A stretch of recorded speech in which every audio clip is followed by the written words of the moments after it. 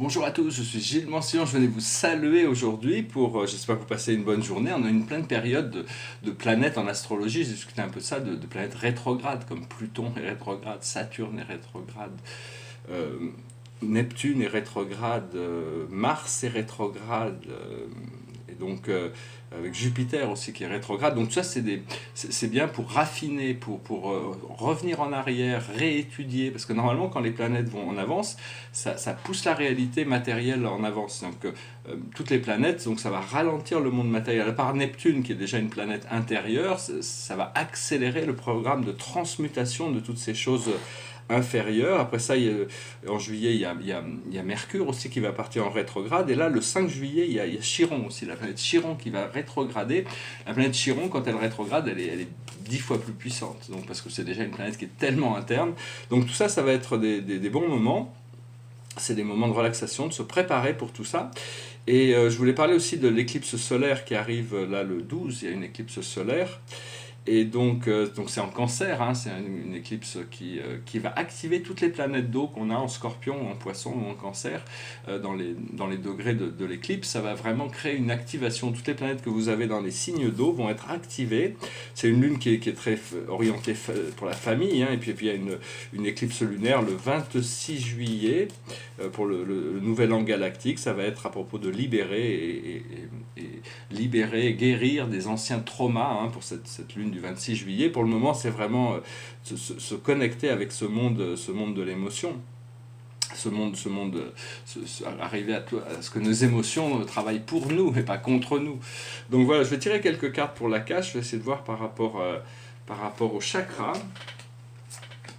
Donc c'est vraiment une période très importante astrologiquement, hein. Il y a 3 éclipses qui se préparent là. Normalement elles viennent par 2, mais là il y en a 3. Et donc à la base dans notre chakra, là, la chakra de la base, il y a le Père.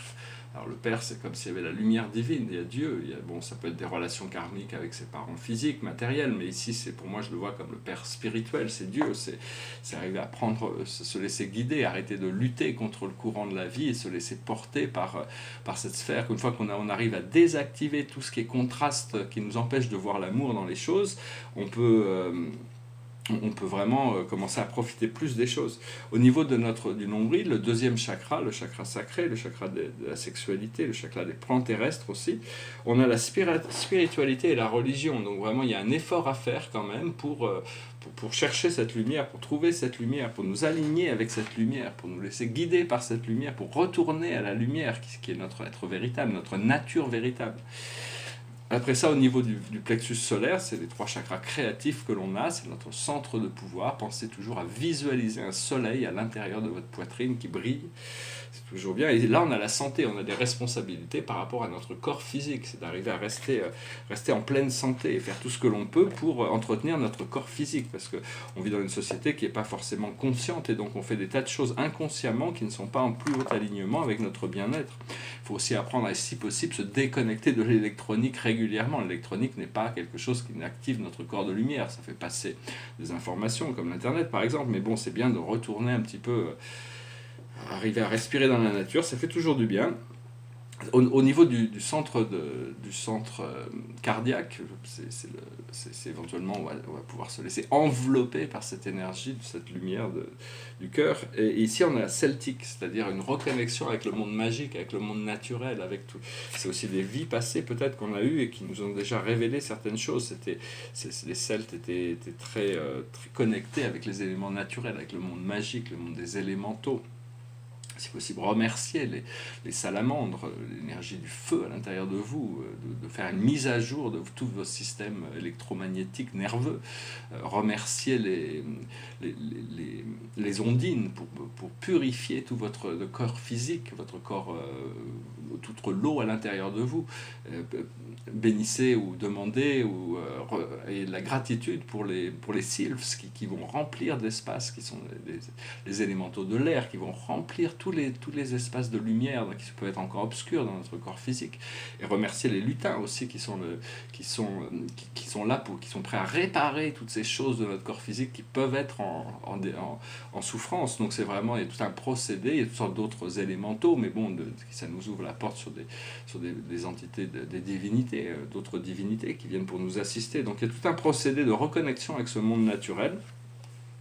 Ce que l'on communique au niveau de notre 5e chakra, qui est un chakra qu'on partage avec notre moi supérieur, et aussi notre présence je suis, qui est localisée entre le 5e et le 4e chakra, bien qu'il travaille, cette présence je suis travaille dans notre esprit. Ici on communique et on reçoit l'idée de l'époux-épouse. Donc c'est vraiment des relations avec cette lune en cancer, la possibilité de grandes rencontres, de choses transformatives, ou de rencontrer l'amour de sa vie par exemple, ou des choses comme ça. C'est-à-dire, bon, une fois qu'on a trouvé ça, on n'est plus pas la peine d'aller chercher plus loin, faut l'accepter comme un cadeau de la vie, hein. Ce que l'on voit devant nous, c'est le bébé, donc c'est vraiment c'est peut-être quelque chose qui reflète quelque chose qui vient assez fortement pour moi. C'est peut-être que une fois que j'aurai rencontré cette personne, je sens qu'il va y avoir la possibilité d'avoir des enfants, même si c'est pas quelque chose qui était vraiment prioritaire pour moi. C'est quelque chose d'important, je le sais, qui va se mettre devant moi.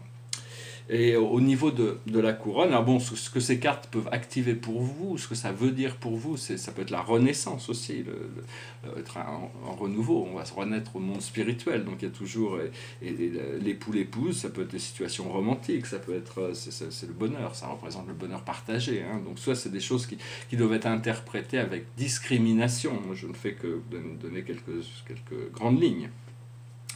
Et au niveau de la couronne, qui est le chakra le plus important, celui qui nous ouvre vers les plans supérieurs, ici on a les leçons et les bienfaits. Donc les leçons et les bienfaits, ça correspond à continuer à cultiver, cultiver la compassion, cultiver les bonnes choses. Et puis bon, c'est un peu...